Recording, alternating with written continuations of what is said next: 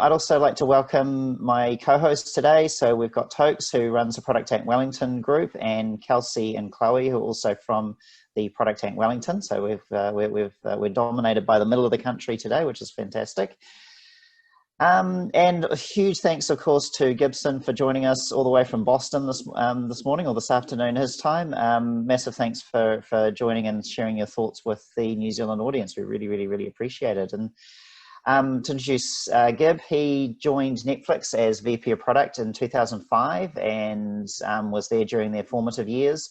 In 2010, he became Chief Product Officer at Chegg, which is a textbook rental startup and homework help startup. And these days, he's an advisor, speaker, and guest lecturer at Stanford and INSEAD, and he does fantastic talks for the community like this and also other organizations. So with that, I'll hand over to you, Gib. Good, thanks a lot, Anthony. Thanks, Product Tank all over the world, for hosting me today. Thanks, panelists, for getting up early with me. It's awesome. All right, my career, I started early, like in the early 90s. I'm older than dirt. And my first hit product was Sesame Street Elmo's Preschool. This is the year that Oprah Winfrey threw Tickle Me Elmo's out on the stage. And this software became a big hit. Kids loved it. And then that startup was called Creative Wonders and sold it to, this is Kevin O'Leary. He's Mr. Wonderful on Shark Tank, but he was the CEO of the Learning Company. And then we helped the Learning Company to grow, and we sold it to Mattel. And at the time, it was a big deal. We sold it for like $4 billion, and that's how Kevin made his money. But the wild thing was, a year after that acquisition, the Learning Company and everything that we had built up over the years got thrown back out of the building, and it was now only worth, we lost most of the company's value. They had to write down $3.6 billion. And this really got me thinking. This is sort of the, maybe first third of my career. We had failed to build hard-to-copy advantage. Turns out all this kids' software that we were building, everybody else was able to build it too. And we sort of created a fad. And that really got me thinking about things. This is Reed Hastings. He's the CEO. He's now the co-CEO of Netflix. This is 2005. I'm hoping most of you know what DVDs are, but Netflix began as a DVD by mail company. And then Reed asked me, when he was interviewing me, it really asked me two questions. The first question he asked was, hey, Gib, can you delight customers? And I said, well, I built Elmo's Preschool, and luckily his kids had played it and enjoyed it. Okay? And then the second question he asked was, can you do consumer science? I'm like, luckily I knew what he meant, because when I asked him what he wanted his legacy to be, he said consumer science. And this is the notion that you can test anything and everything to discover what customers value and what they don't. It sort of created this let's test it mentality where we're able to A/B test hundreds of things in parallel. It was way cool. And then at Netflix, I started learning a lot more about product strategy. And so I want to share those learnings today. Anthony gave you the highlight. So I was at Netflix starting in 2005. And in 2010, I went on to my next startup called Chegg. And then you can see the rest of that stuff. Okay, so today's talk, there's really 3 chapters to it. The first chapter, I'm going to share 3 frameworks, and I'm going to go in deep on just one of them. These are product strategy frameworks. And then I'm going to pretend that I'm the current head of product at Netflix and share how I might communicate today's product strategy for Netflix.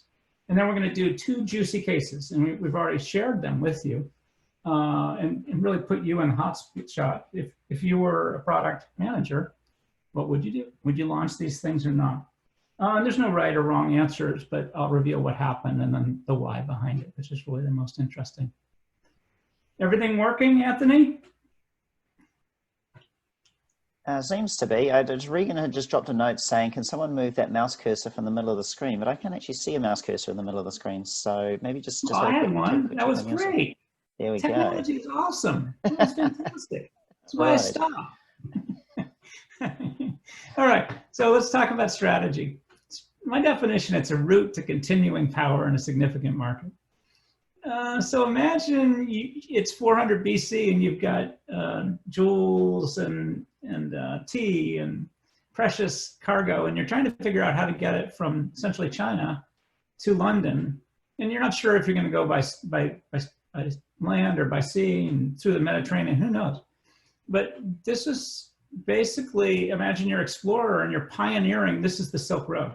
And this particular section is right next to the Great Wall of China. It's incredibly well protected. And so this route was literally created. It created an incredible marketplace of riches.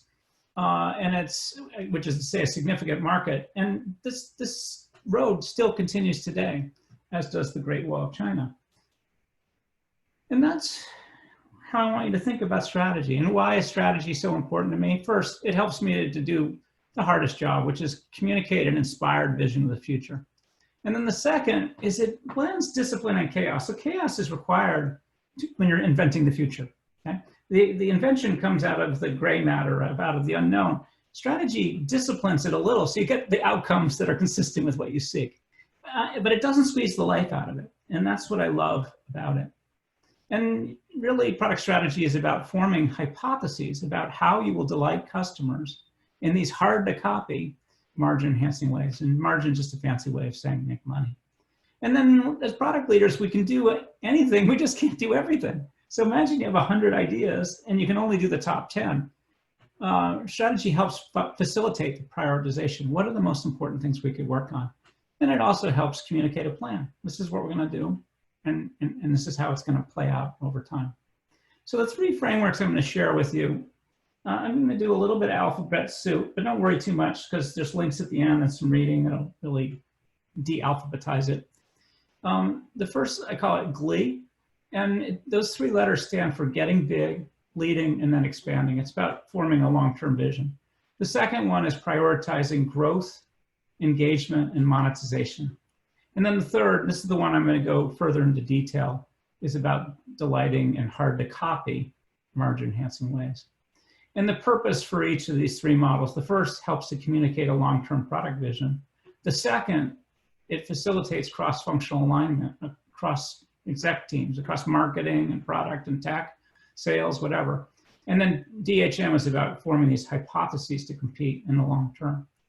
So I'm just bringing these up because when I do the mock product strategy, I just want you to recognize when the models come by. So the one I'm going to go a little deeper on is this DHM framework. Because for me, it defines the product leader's job. Your job is to delight customers in hard-to-copy, margin-enhancing ways. That's the job. And so delight, I'm assuming 90% of you are Netflix members. Are you a member, Tokes? I love to see people jump for the mute. I saw a yes. Kelsey, member? Chloe, member? Yeah, absolutely. Yeah, this is great. Well, thanks for paying or sharing with your ex-boyfriends or whatever. Okay, so delight, I'm hoping that the things that delight you today are on this list. It took us a lot of time and energy and effort to discover these things. And then the margin enhancing, Netflix probably realized in the last 5-10 years, your price has been going up by about $1 a year. There's been ongoing price and plan tests. Are you on the highest price plan that lets you share with 4 of your friends and family, or on the cheapest where you can only have 2 streams at a time? Do you get Ultra HD for $15 or not? These are the different things that the company has done over time. But I just want to share one other idea about how Netflix makes the business work, and I call it right-sizing their original content investment. So if I recall, about 2/3 of our audience has watched Stranger Things. So when Netflix was talking to the Stranger Things peeps, they, using the personalization technology, forecasted 100 million people around the world would enjoy watching it. So they were comfortable spending $500 million. And then, if I recall, about 20% of our audience has watched BoJack Horseman. And based on the personalization technology, they made a guess that 20 million people would enjoy BoJack Horseman. And because of that, their right sizing on the investment was $100 million.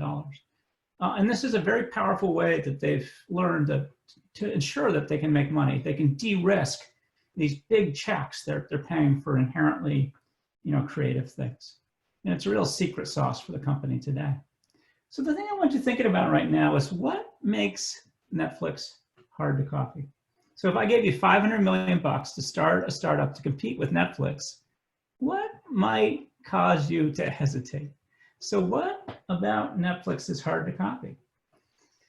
All right, Anthony, you want to do a reminder on how the heck to use Slido for those folks that weren't with us early?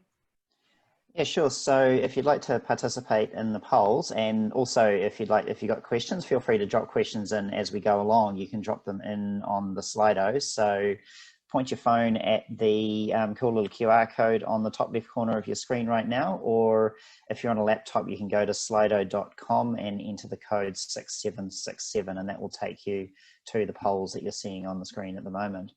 So yeah, drop your note in there about what you think makes Netflix hard to copy. I think I know I have an idea. Kelsey, are you surprised by any of the themes that you're seeing here? Not at all. I mean, I was thinking content and brand, kind of brand and longevity and that thing. So I'm not surprised to see content. I'm glad you brought up brand, because I can't quite see it as much as I want to see it. But I can see it, and I'm glad you brought it up. Any surprises for you, Tokes? Not really surprises. Yeah, I mean, the sheer cost of creating or licensing content is going to prevent most people entering the market. And the competitors that you see there now already had deep pockets before they entered the market, so they could afford to create their own original content that we've seen coming on board. So, but they haven't got the same differentiation they used to have. Yeah, actually, one of the things I am seeing that I didn't list, I'll share my sort of highlighted view.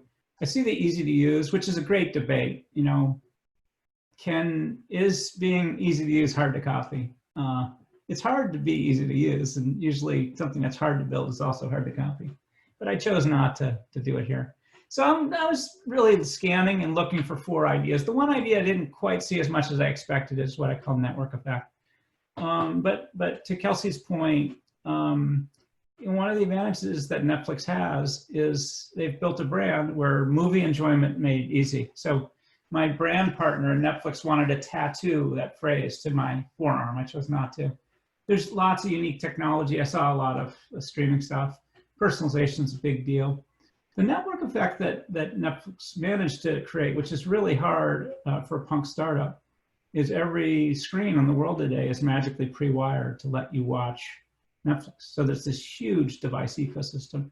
There's actually another network effect that's forming. Netflix is engaged in buying up more studios. They're trying to get every storyteller in the world on their platform, which makes it harder for the Hulus to compete. And then Tokes talked about this. Netflix is investing $20 billion this year in content, and they can amortize that across their 185 million member base. And so their investment in original content is really hard to copy because of that. Poor Amazon can only invest like $8 billion. And Hulu and Disney are combined now, essentially. And that's about $8 billion. So those are the advantages, and that's make Netflix hard to copy. So when you're thinking about product strategy, what I'm trying to answer the question, what are the hypotheses that we have where we can magically blend delight for customer, things that are also hard to copy, so it won't happen like my darn, learning company Mattel experience, where the company was devalued, a year later, and then help build the business. So I've sort of organized it for you. The green is good, the red is bad. I just want you to notice there were about 20 high-level experiments over the last 20 years. And, really only about 1/3 of them worked, but they worked incredibly well. And that yellow range in the middle, we did a number of things to help build margin to make it a more profitable business. But it turned out those things up top where you're able to delight the customer in hard to copy margin enhancing ways were more important. And at the bottom, you see some current hypotheses. Interactive storytelling, for instance. Bandersnatch is a good example, or the Unbreakable Kimmy Schmidt. Like, Netflix doesn't know. And that red stuff, those are all failures. You'll see it today. In Netflix Social, we've failed a number of times. So this is the hard part, but the genesis of product strategy is forming these ideas that do the combination of all 3. And Anthony's got links for all of this stuff at the end. You can read it, it's free, no cost to it, but I think you'll find it interesting. All right, so in a minute, I'm gonna pretend I'm the current head of product at Netflix and and apply these tools, these frameworks, these models to the company. Just to give you context for the two juicy cases we're going to do at the end. Anthony, is all good? Yep, that's all good. I think we've just got one person, Malcolm, with your hand up. Malcolm, if there's an issue on your side, just feel free to drop a note into the chat and we can help you sort that out. Very good. Hello, Malcolm. All right, so here I am. I've rejoined. It's the first month of January in 2020. It's pre-COVID. Things are good. And I'm standing in an all-hands meeting sharing with the entire company. So now I'm going to step into that character. Hey, thanks for having me back. I just want to acknowledge the product that we set out to build and that we are today. And this is the positioning. Netflix is a movie subscription service that delivers fast, easy entertainment in a friendly, straightforward way. That was our intent. And we've, at this point, I think most consumers think about this idea as movie enjoyment made easy. We would never use that phrase with customers, but that was the product that we were trying to deliver. So, and I think most customers feel that way about the product. And the product vision, if you recall, back in 2005, I talked about some of these early steps, and I want to talk about where we are today in a moment. But the first thing we said, we would get big on DVD, and we did. And then as a second step, we launched in January of 2007, streaming. And then as a third step, finally, we were unburdened by the need to integrate with postal services to do the DVD by mail. And when we were all digital, finally, we could expand internationally. And that started to happen in 2009 and 2010. And then we had experimented with original content back in 2008, 2009. It failed. But by 2013, with House of Cards, this hypothesis, this next step function innovation came true. And so then I want to give you just a gleam in the eye of what we'd like Netflix to be 5 to 10 years, this next step level function.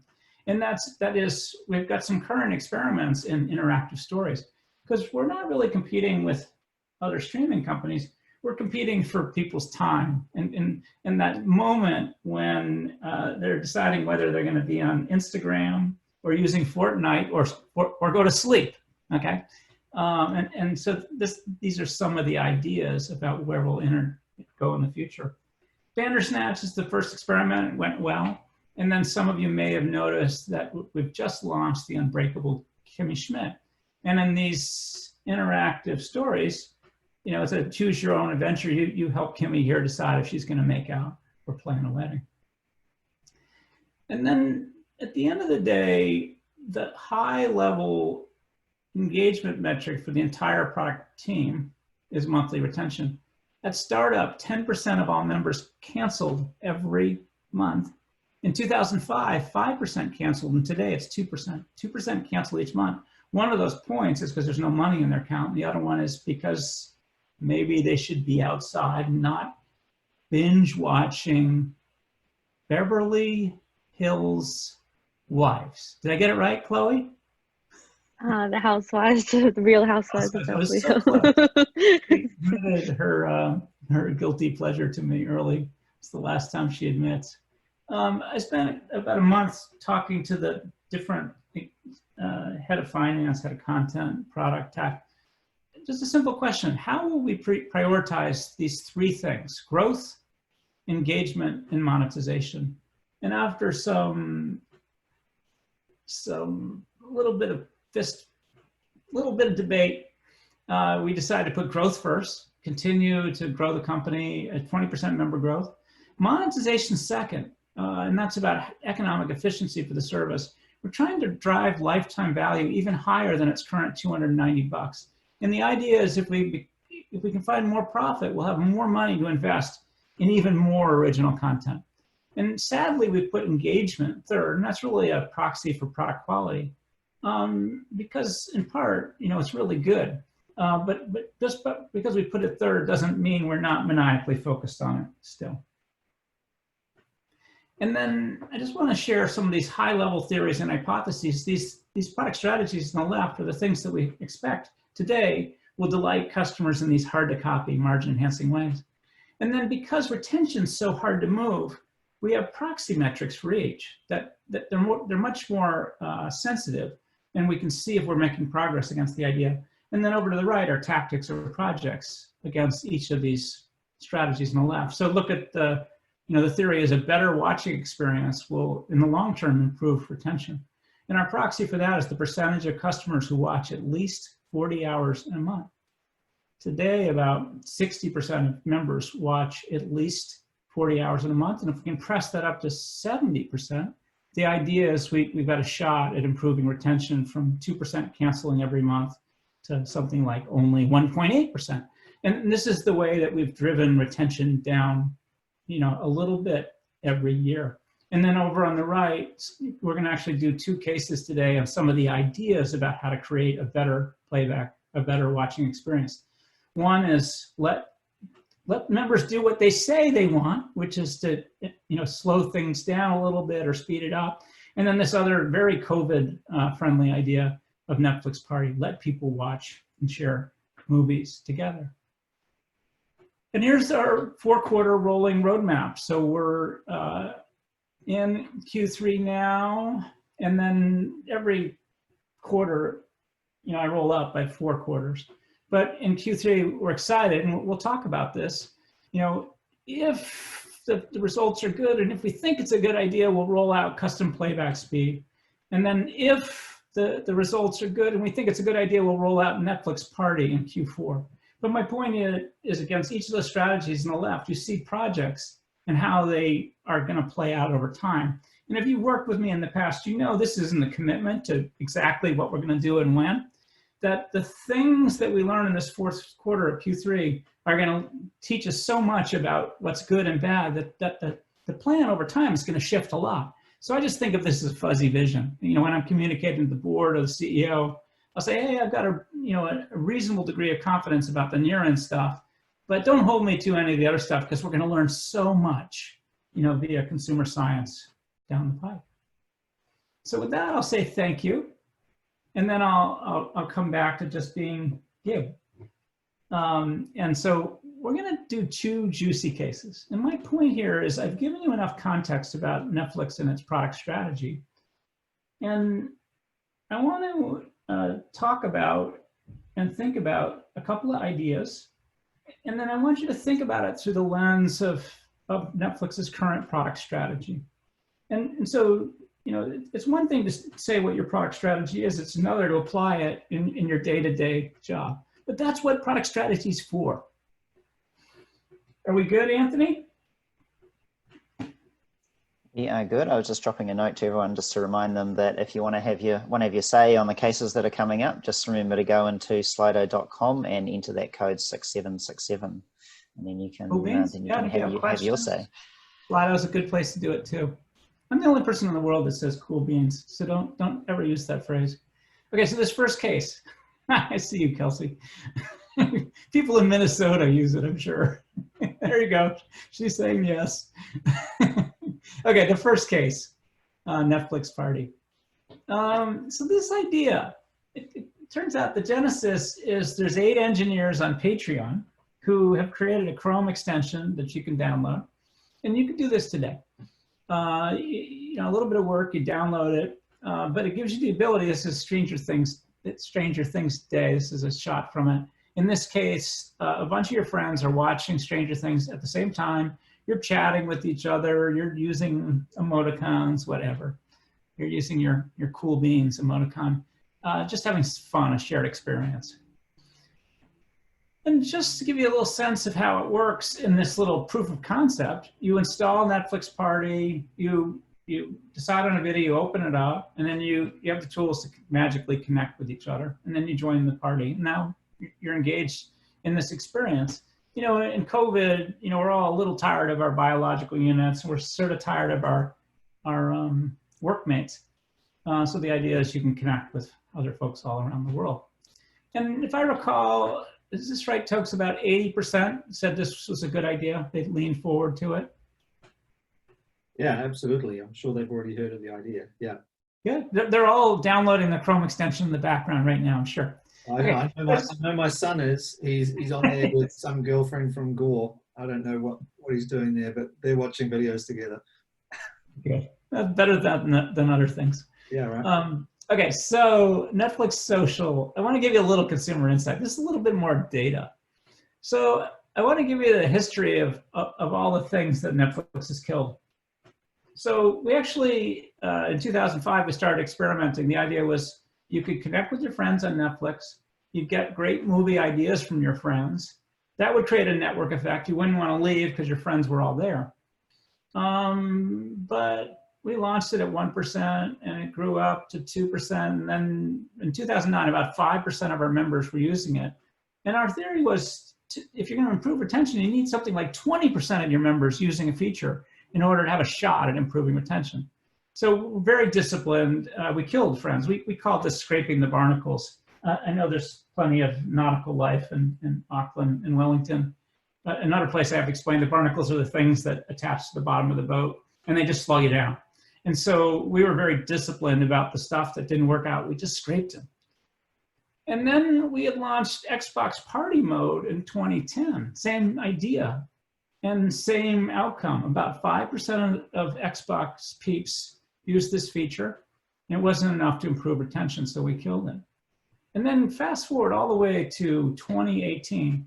Netflix is expanding country after country, and it can't spend a ton of money in each country on advertising to build awareness and trial. So it tries to build in viral word of mouth. And so it made it wicked easy. If you were a Netflix member, you enjoyed a show, you could tell a friend about it. And it was magic. Like it would go into your address book and find an email or text or WhatsApp or WeChat or whatever, and send the communication about this great movie. And of course, if you clicked on it, you'd find yourself at Netflix and you could join the service. And that only got like 2% use, okay? So it got killed. So here's the main insight. Your friends have really sucky movie tastes, okay? And then the second problem is everybody, including Chloe, has many guilty pleasures. So you don't really want everybody to know what you're watching, okay? Anthony was watching Cake Boss last night. He watched 3 seasons, right? He doesn't want you to know that, okay? And this is the challenge of social and movies. It works in music. It works obviously with Facebook. Like in 2005, every venture capitalist was saying, hey, Gib, what's your social strategy? And I've given you the history of things that didn't work. All right. So now we have Netflix Party. So a little bit of data. Netflix Party, the Patreon Chrome extension, it's grown from 500,000 to 1 million in the last 60 days. Like, that's amazing, okay? I mean, they have no money. They're not, it's just like Twitter, right? That's how people are learning about it. And then if you look, right now there's 10 million downloads of the Chrome extension in the Google Play Store. So it looks like even more are engaging.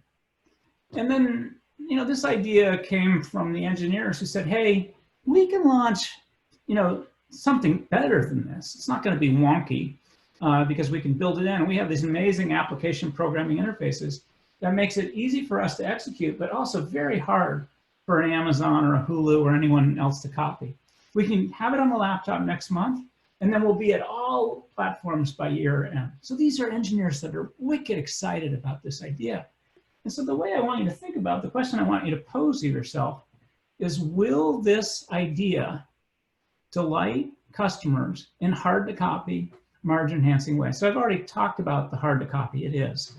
The delight thing is, gosh, are people gonna find this useful? And then the margin is, are there gonna be enough people that use it to actually improve retention, or people are raving about this idea and they're telling their friends, and that brings more members into Netflix, okay? Those are the 2 ways that you can do margin enhancing.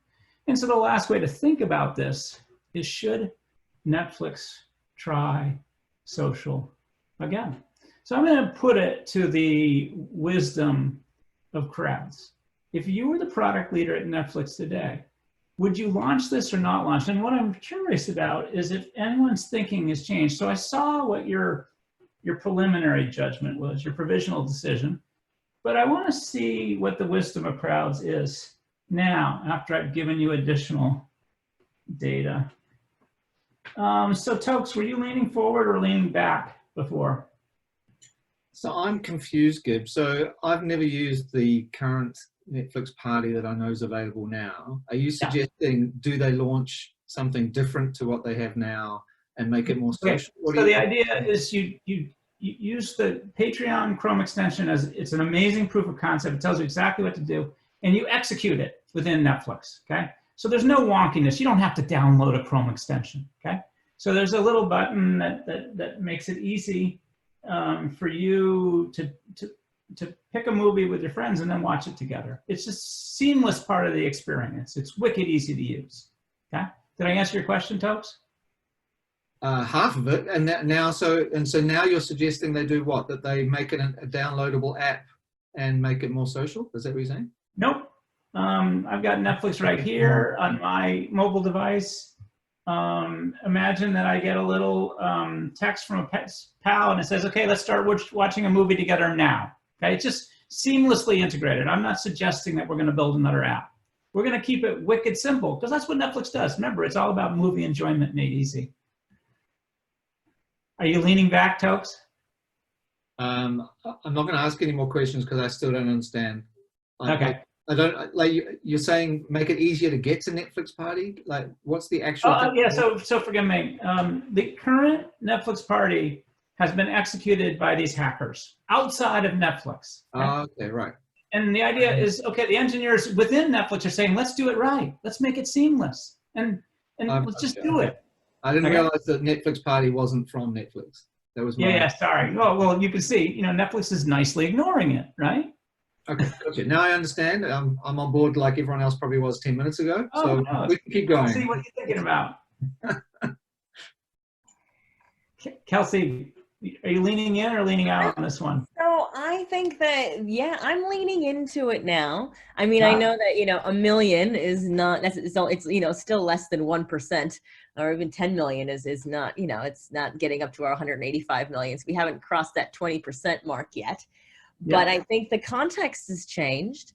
And I think that with the advent of things like Twitch and people wanting to see influencers and engage with their influencers in different ways, this actually opens up a new content opportunity for Netflix if they can get those influencers into those parties as well and make them exclusive. So I think it has some definite monetization margin opportunities where maybe it didn't before. I'm fascinated because now that I understand the question, the fact that my 17-year-old son is using it would be proof point alone that there's a demand in that demographic, and it's great that some third party has proved the point for them. So I reckon, yeah, absolutely. Chloe or Anthony, are either of you leaning back on this one?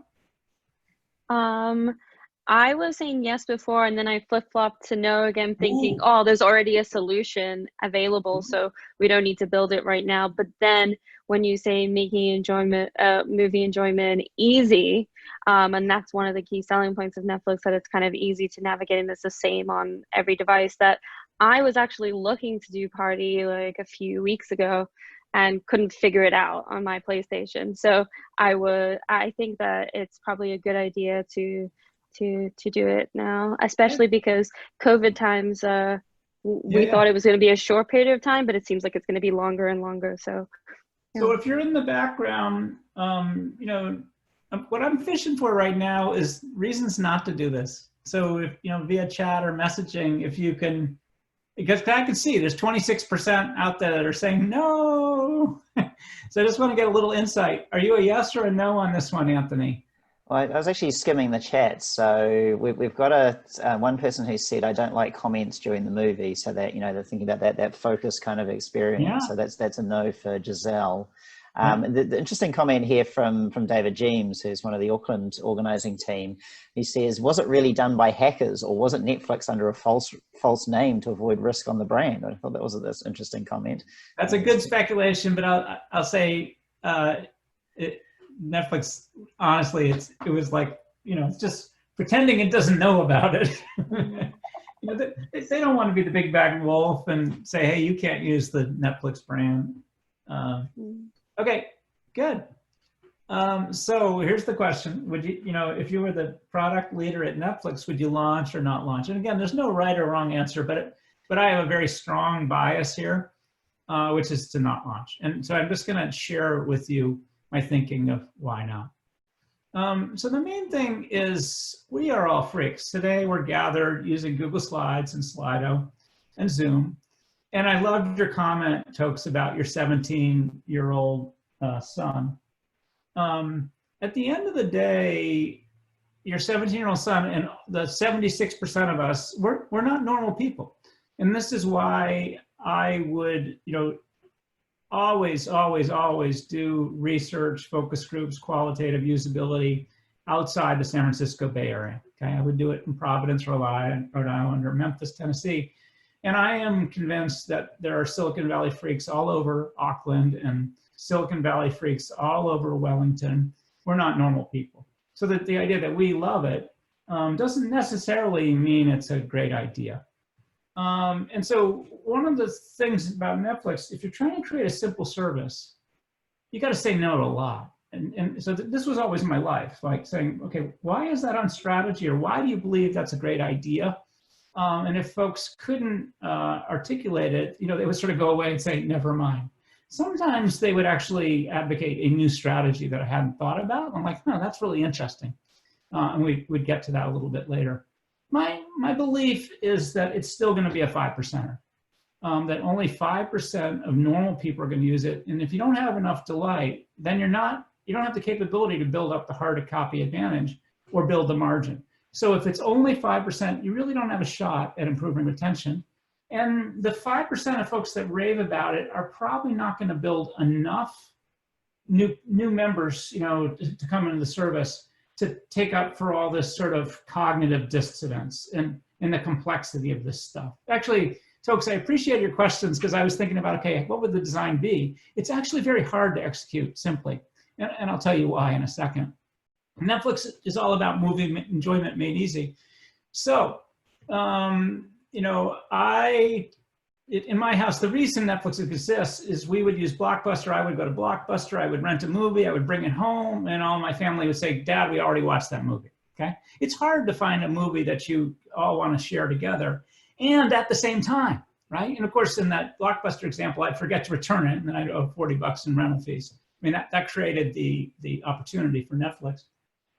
So today in my household, we have 4 streaming simultaneously for 3 months. Both of my girls were home in lockdown.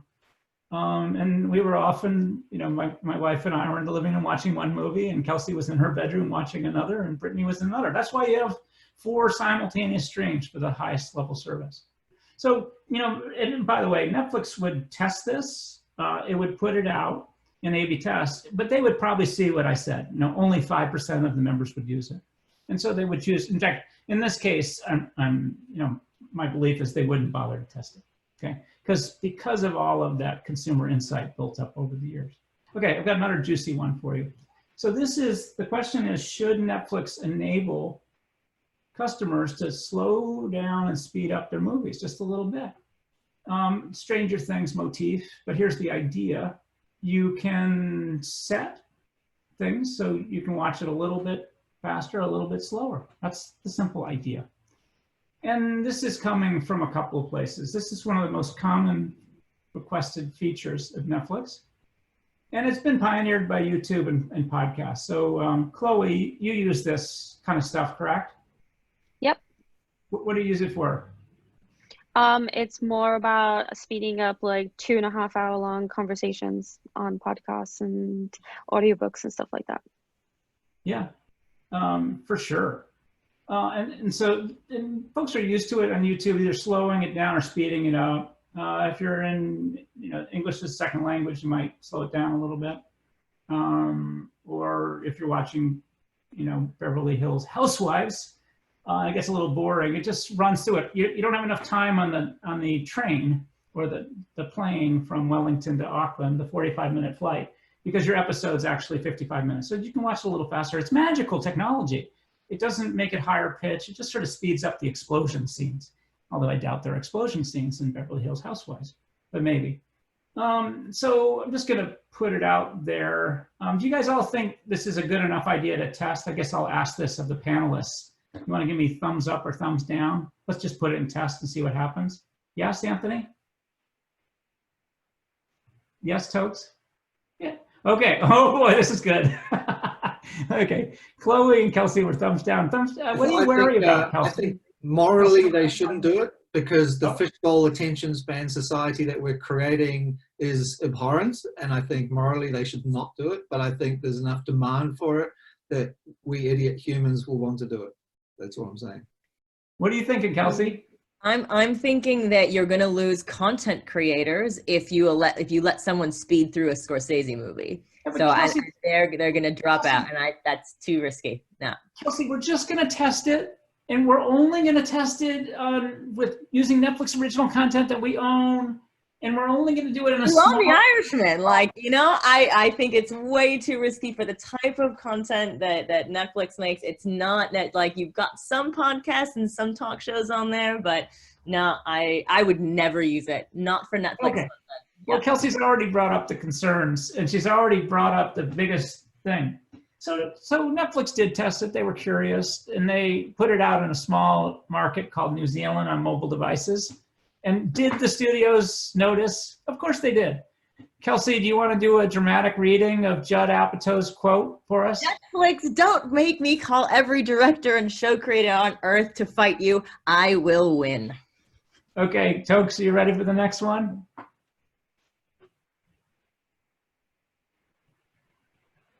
Uh-oh. Yeah, there is no way Netflix will move forward with this. That would mean they are taking control of others' art and destroying it. Very good. Okay, so you called it, Kelsey, but Netflix did test it, okay? Huh, and they learned some stuff. So the metric that they evaluate was the percentage of members that use this at least twice a month, okay? But, like, is it useful? They can't test for retention because that requires a lot of time and big A/B tests. So this is the proxy metric. And imagine this. You're looking at results where 25% of your members use this feature at least twice a month. That's interesting, okay? And this is what the A/B test results achieve. So ask yourself, will this delight? Like, we've got 25% of the members that are using this feature at least twice a month. Is this hard to copy? Absolutely. And what makes it hard to copy is the technology that Netflix is out in 40 languages for every original content, but it's magically making it so that the lip sync looks normal, there's no pitch problems. You can think of it as just sort of speeding up the action scenes in ways that no one will notice. And the margin enhancing is either, if you got 25% engaged, then maybe you got a shot at improving retention, or this is a feature that people have been dying for and now they rave about because they happen.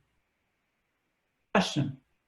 And so that's what I want to know. I've given you additional data, and I want to know, collective wisdom, is this a good idea or a bad idea?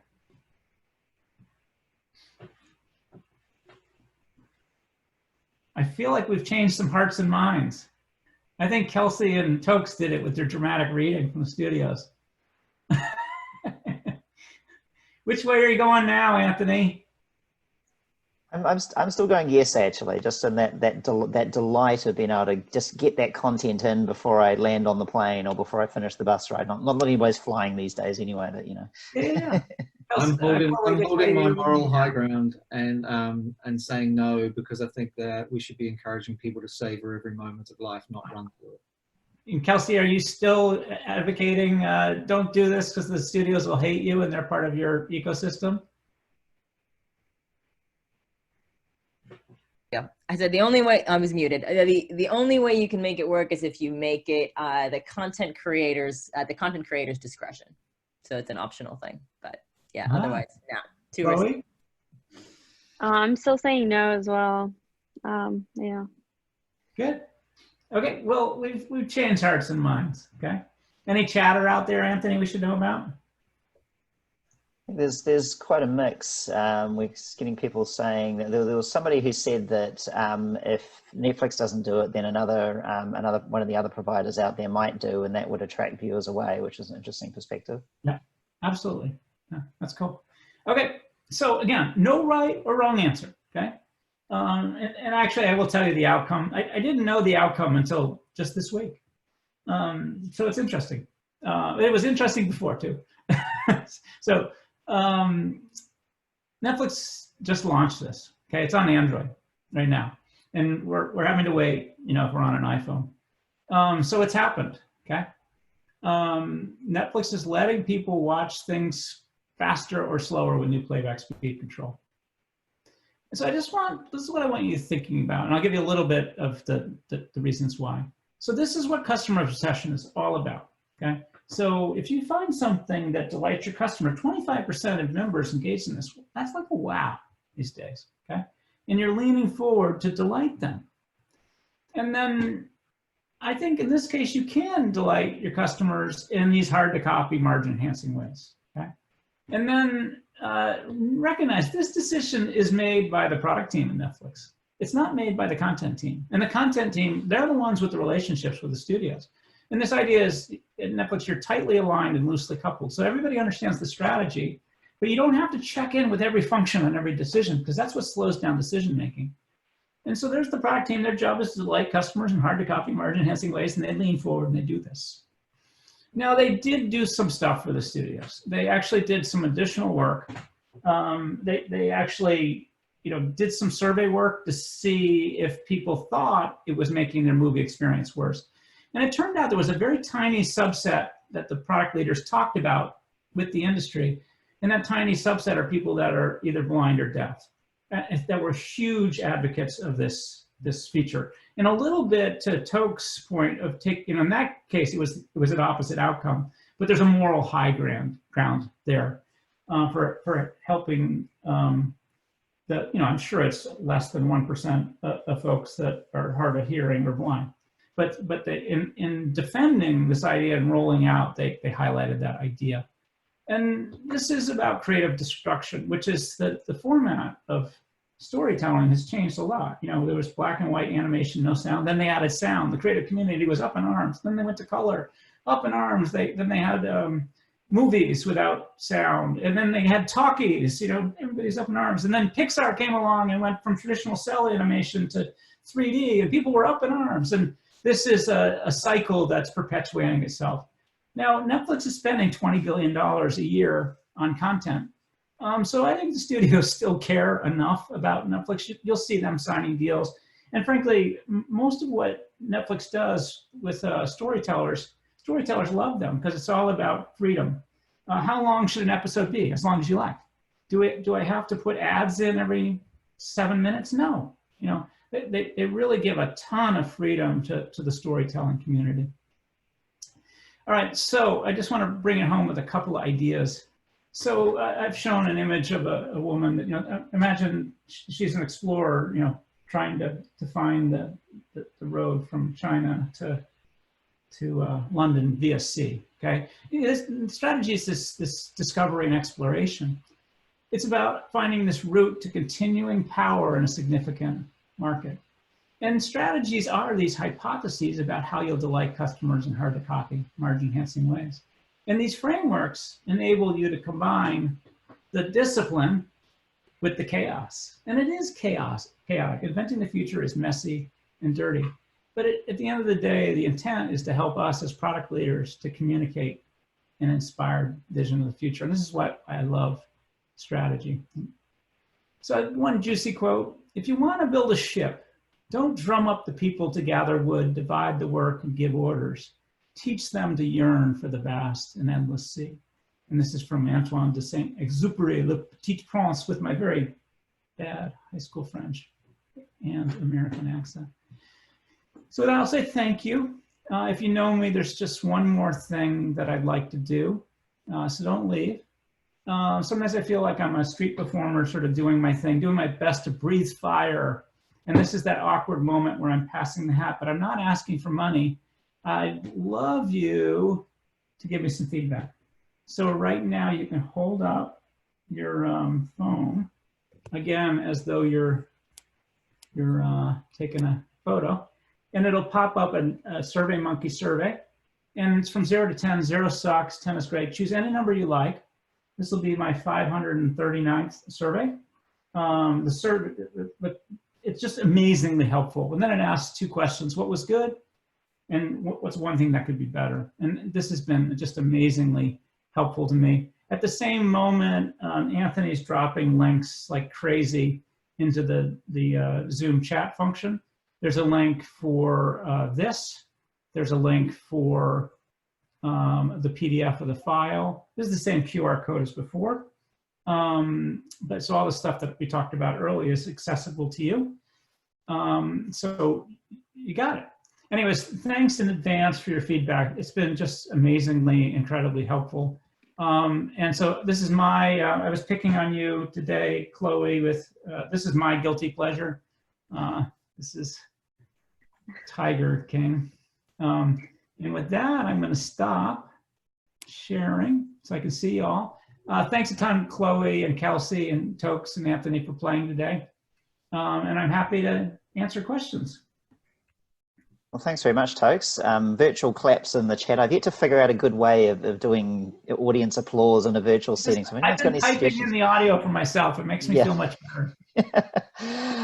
So as Tokes mentioned, I've just dropped links for the survey and for the presentation, and also a link which takes you to all of that, plus Gib's amazing articles into the chat as well. So do go and check those out.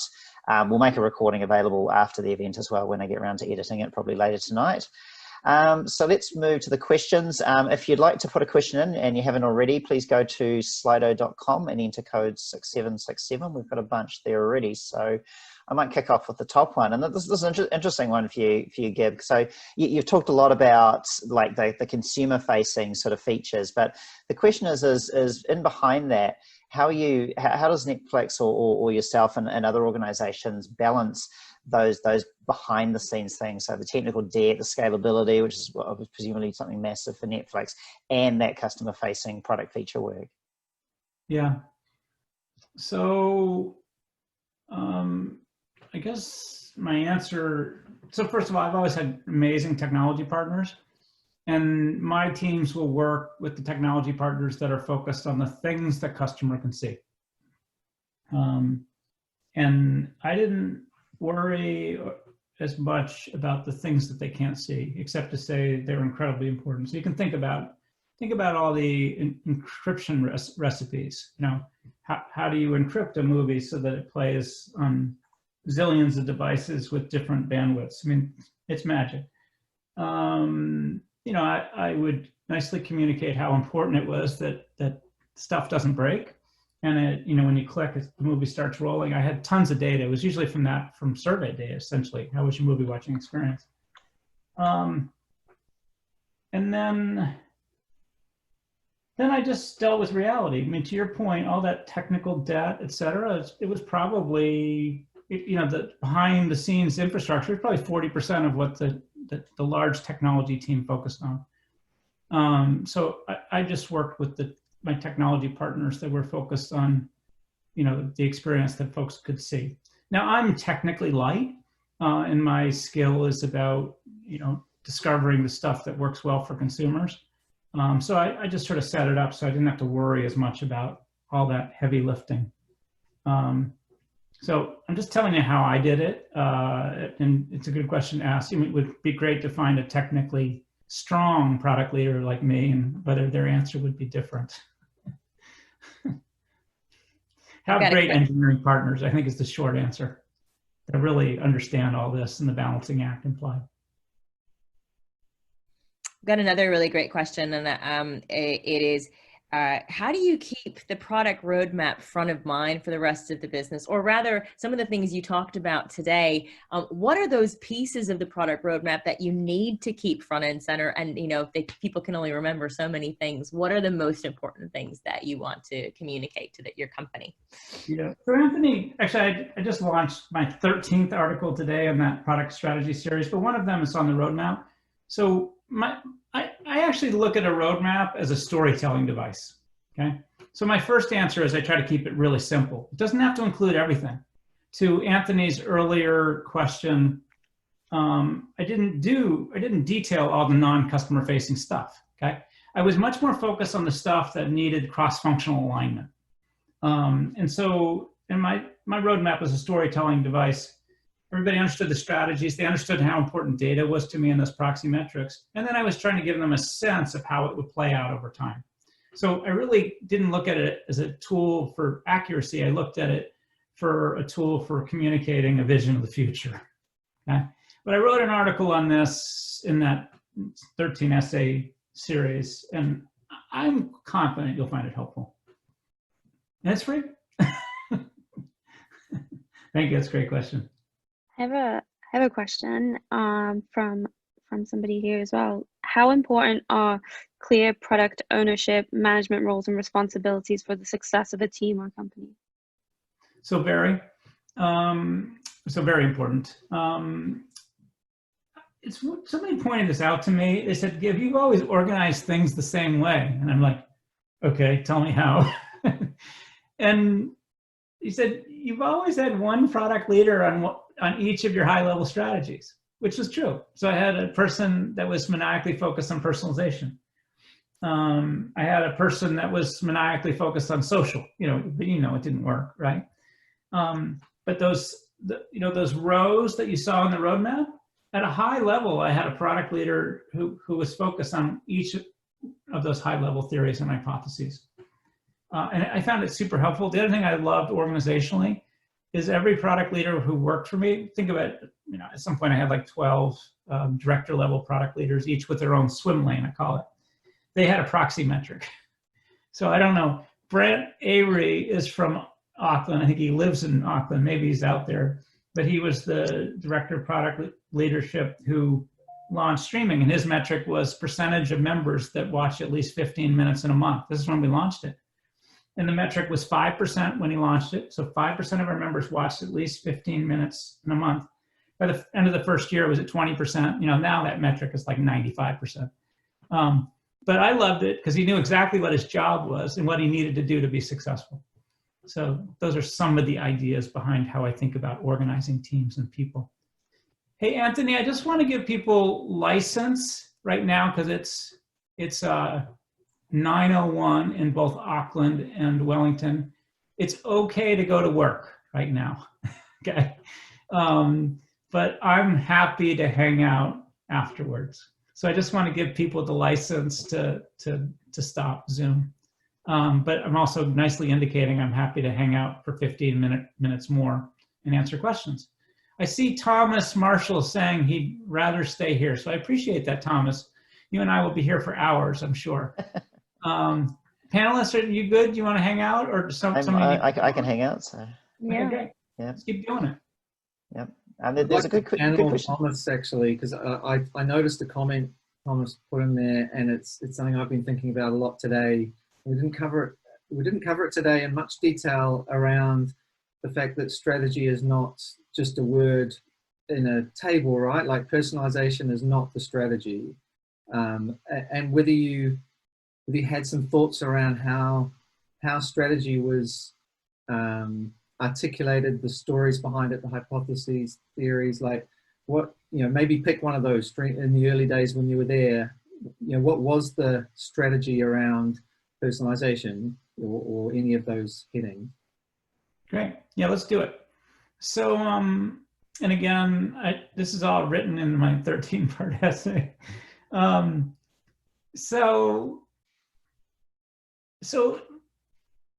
And I actually outlined the product strategy circa 2005. One of the high-level theories and hypotheses was personalization, okay? So when I communicated the high-level strategy, I'd say, hey, we're gonna create a more personalized experience. Because of that, retention's gonna get better over time. Having said that, Todd Yellen was the director of product management who worked for me, and his focus was personalization.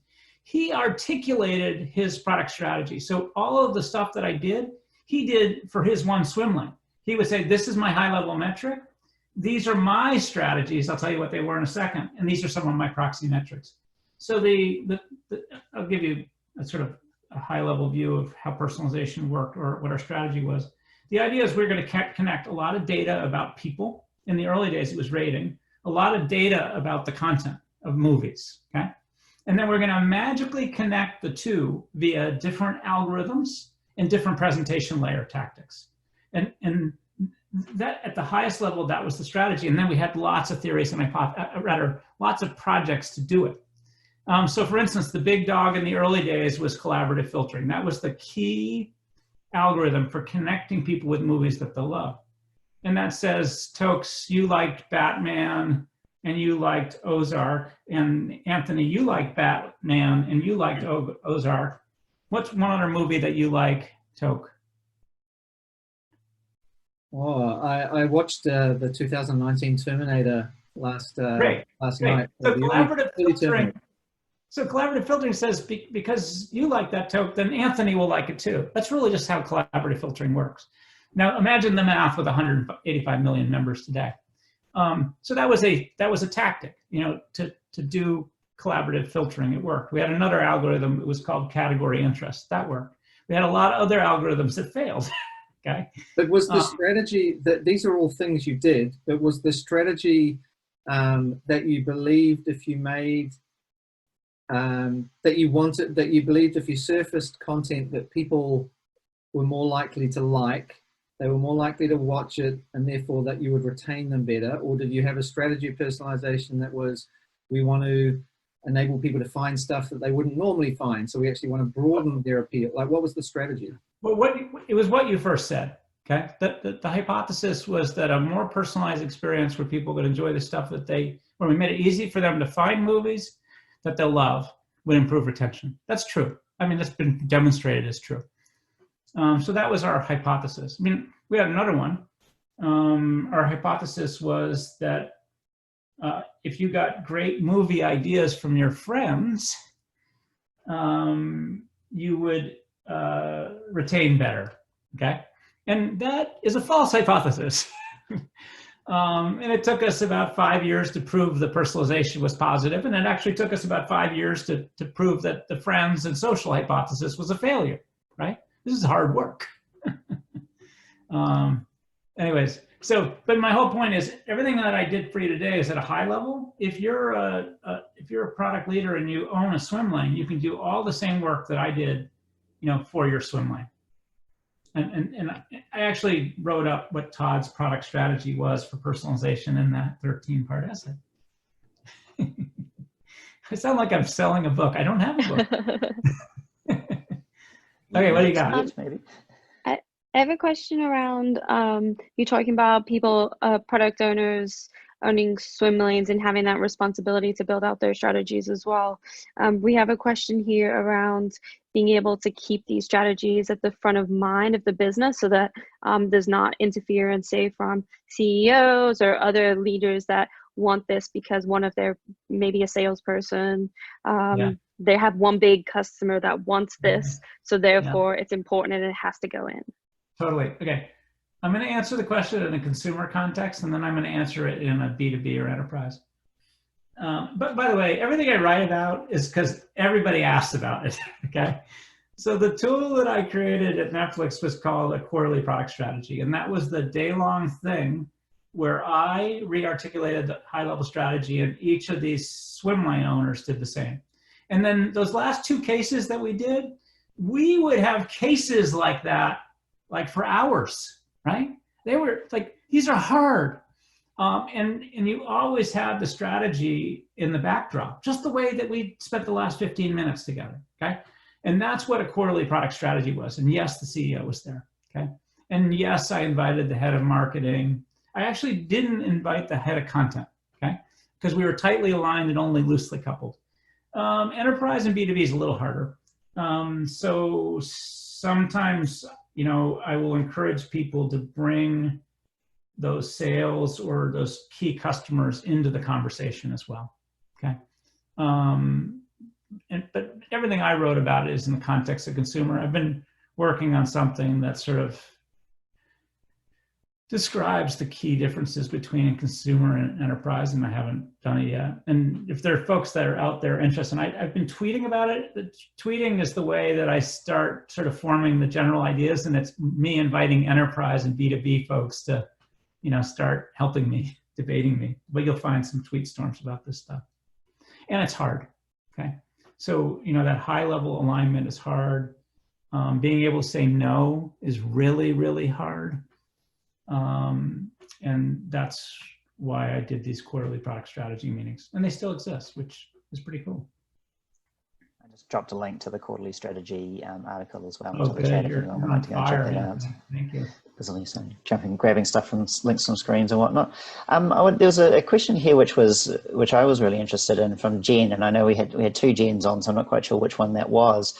But it's when evaluating failed experiments or initiatives, how do you distinguish between good idea, poor execution, and just a bad idea that was perhaps something that was just mismatched with the user needs?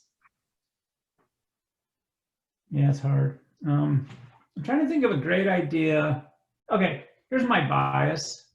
Great ideas are not brittle, okay? Great ideas survive poor execution, okay? That's my bias.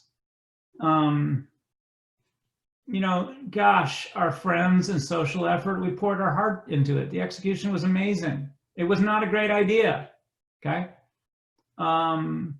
Okay, here's a great idea, horrible execution, and y'all know it worked out. When we launched streaming in 2007, our goal was 1,000 titles. We had 300 titles, and our customers called them steamy romance, which is code for something else, okay? But that was a great idea. It was not brittle, right? Right out of the gate, 5% were using it. And by the end of the first year, 20% were using it. Obviously a great idea, right?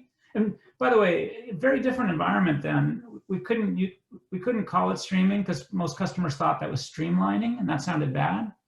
We called it watch instantly. And it started with its own little tab. There was a DVD tab, a home page, and then a DVD tab. And then over here, was the streaming tab, right? So you just have to remember what it was to be doing this, 13, 14 years ago. If something doesn't work, it's usually because it's not a great idea. That's my bias. And this is hard. Now I'm going to tell you the counter. It takes a long time to build great stuff. My joke is that it only takes 20 years to build a great company. If you look at the market cap of Netflix, this is 0. And then finally, like 15 years in, it starts doing this. Okay, my last startup, that's the same thing. For 15 years, the market cap's close to 0. And then finally, in the last 5 years, all the accumulated learnings pull together. And finally, it looks like, a good company. So you have to be patient as well. Did I mention this is hard? It really is. I think there's a big topic that I've been hearing a lot of kind of in this product and UX world as well, that we play in. And I think it goes back to this thing about one of the case studies we looked at today about, is it the right thing to do to allow people to speed through content? And Tokes, you brought up a really good point. It's like, should we be consuming things so fast? And one of the questions here is, do you think that what's the difference between engaging content and addictive content? And does those ethics about what we should be doing and how much we affect and influence people's consuming of content, does that factor into your decision making, or how should we be factoring that into our decision making? Yeah, it's a hard one. Just a couple of things. So personally, we can all decide, right? So I go back and forth between entertainment. My wife described what I did. She's a physician scientist. She's trying to cure cancer. She describes binge watching as sucking people's brains out, right? And then she just loves it when like Chegg, I figured out how to save students $1 billion renting textbooks instead of buying them, right? So these are personal decisions. And then, the counter argument to Kristen about Netflix, these are amazing stories, right? Just amazing. And like she and I were watching the documentary on Epstein, this is about horrible, it was called Filthy Money, about just horrible things. And it was a learning opportunity for both of us. Okay, so here's my theory. Let's imagine that Netflix is doing bad for the world because it's enabling addiction, you know, the binge watching. My theory is the brand will be worse. And if the brand's worse, the business will be worse, okay? That's my sort of free market thinking. But I'm not sure if I'm right, okay? So I'll give you the counter. I assume that Facebook would get beat up, you know, with, you know, they didn't do a great job, you know, in helping free elections, okay? They've said this. And I thought their brand would take such a big hit that they'd have to do a better job, and that did not happen, okay? I mean, their market cap has been going up and to the right. So I end up thinking, here's what I end up thinking about. So I've talked about delight, hard to copy, margin enhancing. Do you have to be explicit about doing things that are also good for the world? And I don't know the answer, but I heard that come up with Toke, and I heard it come up with you as well, okay? These are hard questions, okay? So that's what I've been chewing on. You know, you start getting into ethics. I'm way into culture, and culture actually helps companies to make great decisions without even talking to each other. And it influences our decision-making. Culture at a company.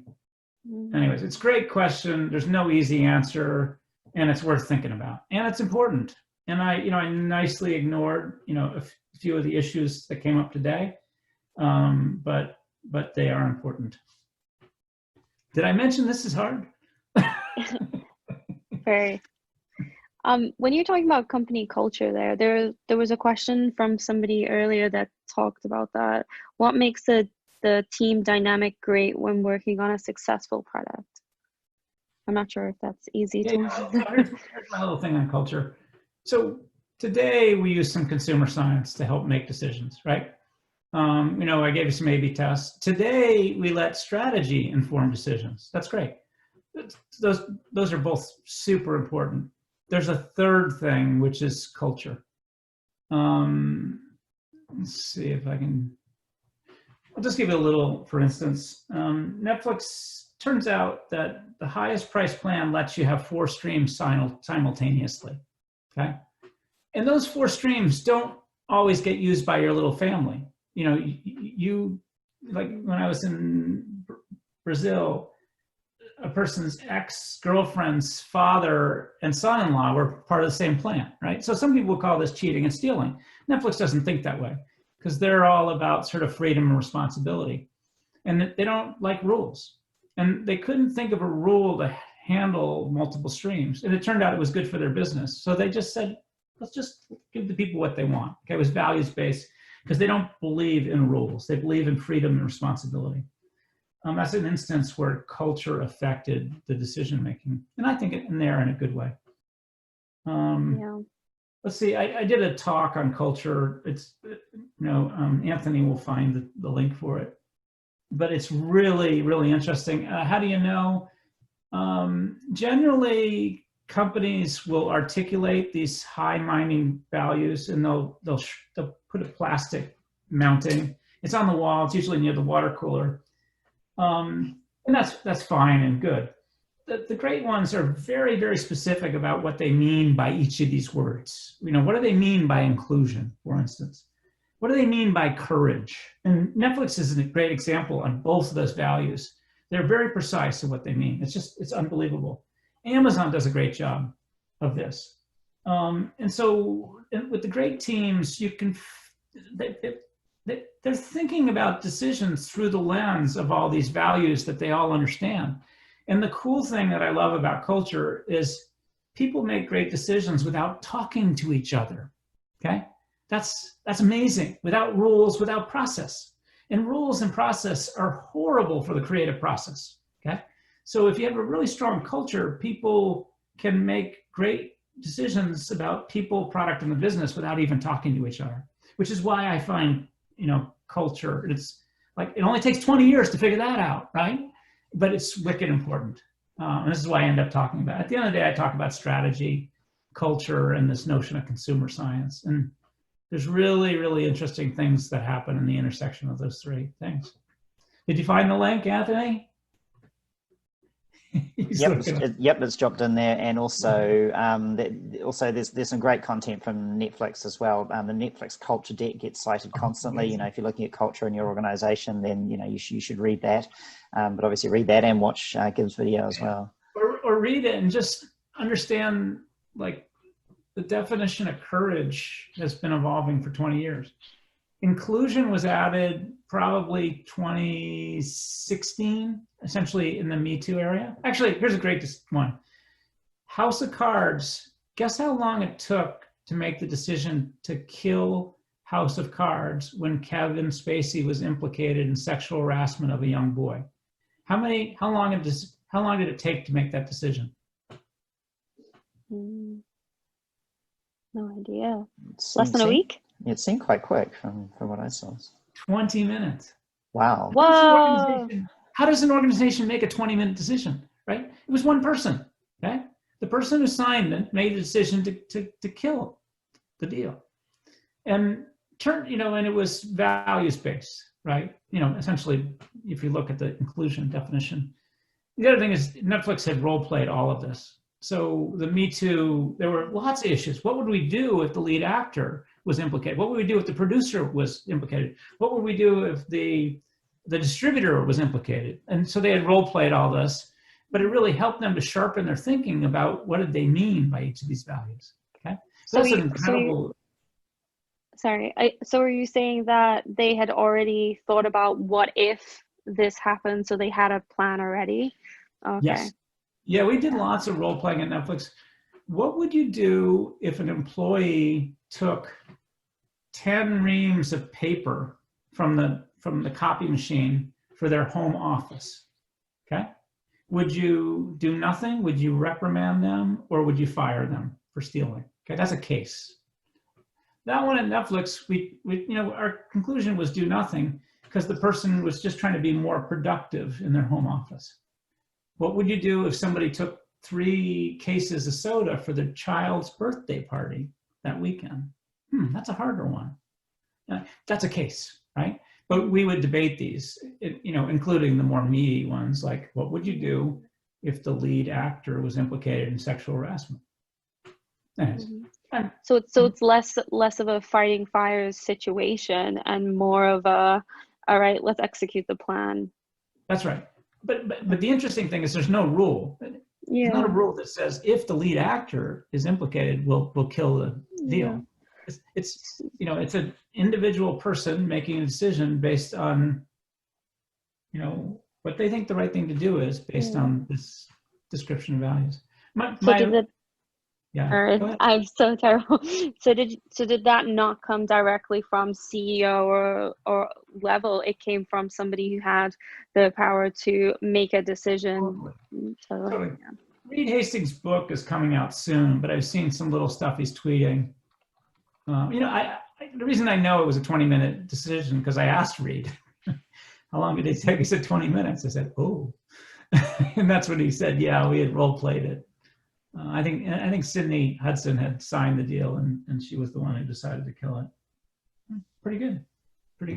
I've got a quick question on another tack from Philip. So one of the strategic themes that Netflix had, or maybe still has, is about making things easy. And he's observed that it seems sometimes very difficult to find content, and he wondered whether that was on purpose. And whether it's something like browsing a supermarket, it's hard to find stuff. They want you to see alternatives. Like what was behind that? Yeah, so there is nothing purposeful. Okay, again, we're all freaks. Okay, so this is probably still a common request. People want filtered search or faceted search. Show me all the movies that are westerns with John Wayne that are based in the United States. That's faceted search. Every time we tested something like that, 2% of our members would use it and love it, okay? But not the rest, okay? So we all want these things.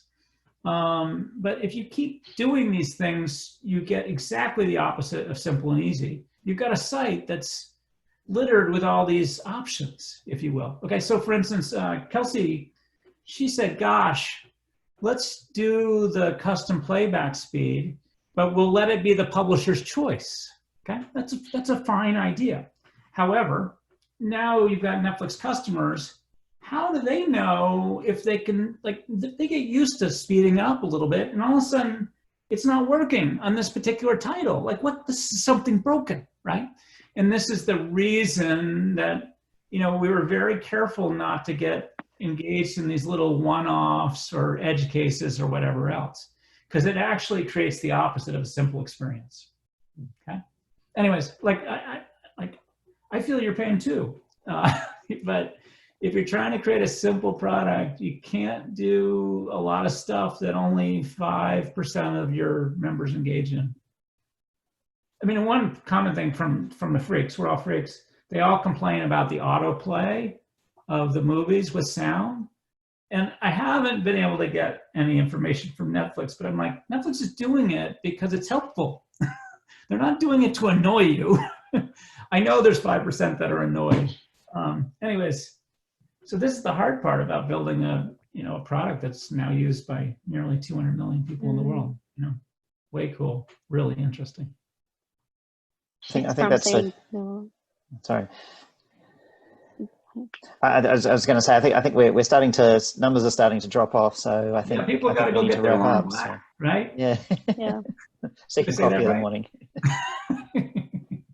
Yeah. Okay. It's been really, do you really useful. want to send us home, Anthony? Yeah. Yeah, I was to say thank you so much for everyone for hanging around. We hope you enjoyed it. We hope you got as much out of it as we did. And of course, massive thanks to Gib for presenting, for engaging with everyone. Yeah, it's always such, I love watching Gib's events. They're so engaging.